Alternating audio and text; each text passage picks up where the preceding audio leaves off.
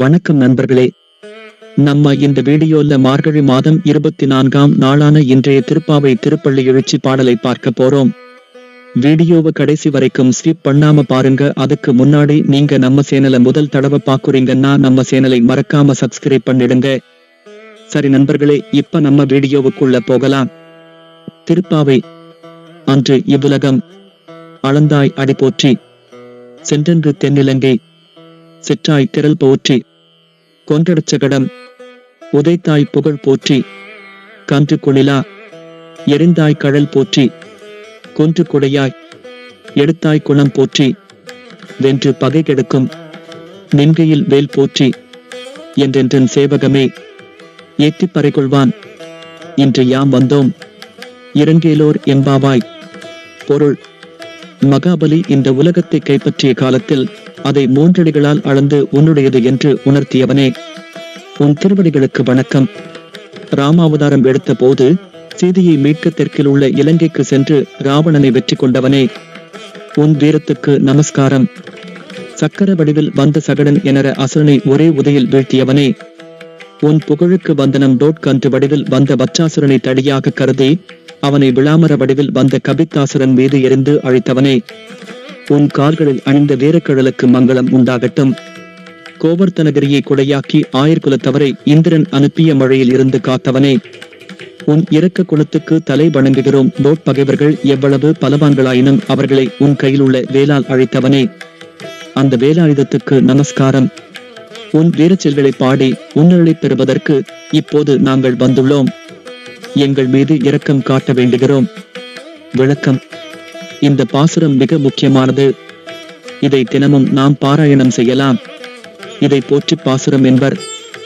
இந்த பாசுரத்தை குழந்தைகளுக்கு கற்றுக் கொடுத்து கண்ணன் பாலகனாக இருந்த போது நிகழ்த்திய வீரச்செயல்களை அவர்களுக்கு எடுத்துச் சொல்ல வேண்டும்.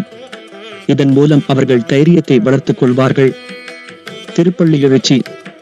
இன்னிசை வீணையர் யாழினர் ஒருபால், இருக்கொடுத்தோத்திரம் இயம்பினர் ஒருபால், துண்ணிய பிணைமலர் கையினர் ஒருபால், தொழுபியர் அழுபியர் துவழ்பியர் ஒருபால், சென்னியில் அஞ்சலி கூப்பினர் ஒருபால், திருப்பெருந்துறையுரை சிவபெருமானே என்னையும் ஆண்டு கொண்டு இன்னருள் புரியும் எம்பெருமான் பள்ளி எழுந்தருளாயே. பொருள்: திருப்பெருந்துறையில் எழுந்தருளி உள்ள சிவபெருமானே, இந்த அதிகாலை பொழுதில் வீணைக்கலைஞர்களும் யாழ் வாசிப்பவர்களும் இசை மீட்டியபடி ஒருபுறம் உன் பக்தியில் லயித்து நிற்கிறார்கள். ரிக் உள்ளிட்ட வேதங்களால் உன்னை வணங்குவோரும் தமிழ் தோத்திர பாடல்களை பாடுவோர் ஒருபுறமும் உன் சிறப்பை பாடிக்கொண்டிருக்கிறார்கள். நமசிவாய என்ற நாமத்தை சொல்லியபடி கையில் மலர்மாலைகளுடன் பக்தர்கள் ஒருபுறம் நிற்கிறார்கள். வணங்குவோரும் கண்களில் கண்ணீர் மல்க பிரார்த்திப்போரும் உன்னை நினைத்து நெகிழ்ந்து மயங்கியவர்களுமாக ஒருபுறம் இருக்கிறார்கள். தலையில் கைகூப்பி நீயே சரணாகதி என்று சொல்வோர் ஒருபுறம் காத்திருக்கிறார்கள். இவர்களது பக்தியின் முன் எனது மாணிக்க வாசகர் பக்தி மிகச்சாதாரணம். எனது இறைவனே, அப்படிப்பட்ட என்னையும் ஆட்கொள்ள நீ பள்ளியில் இருந்து எழுந்தருள வேண்டும். விளக்கம்: பள்ளியறை என்ற வார்த்தை மிகவும் சிறப்புக்குரியது. இறைவன் கண்மூடினால் நிலைமை என்னாகும்? இருந்தாலும் அன்பின் காரணமாக அவனுக்கும் ஓய்வு கொடுப்பதாக நினைத்து பள்ளியறையில் உறங்க வைக்கிறோம். ஆனால் நிஜத்தில் பள்ளியறை என்றால் விழிப்புக்குரிய இடம். இதனால்தான் மாணவர்கள் படிக்கும் இடத்திற்கு பள்ளிக்கூடம் என்று பெயர் வைத்தார்கள். கல்வியில் விழிப்புடன் இருப்பவர்கள் உலகில் சிறப்பிடம் பெறுவார்கள். அதுபோல் பக்தியில் விழிப்பு நிலையில் உள்ளவன் இறைவனின் திருப்பாதத்தை அடைவான். வீடியோ பார்த்ததற்கு நன்றி. இந்த வீடியோ உங்களுக்கு பிடிச்சி இருந்துச்சுன்னா மறக்காம நம்ம சேனலை சப்ஸ்கிரைப் பண்ணுங்க, லைக் பண்ணுங்க, ஷேர் பண்ணுங்க, கமெண்ட் பண்ணுங்க. அதோட அந்த பெல் சிம்பலை கிளிக் பண்ணுங்க.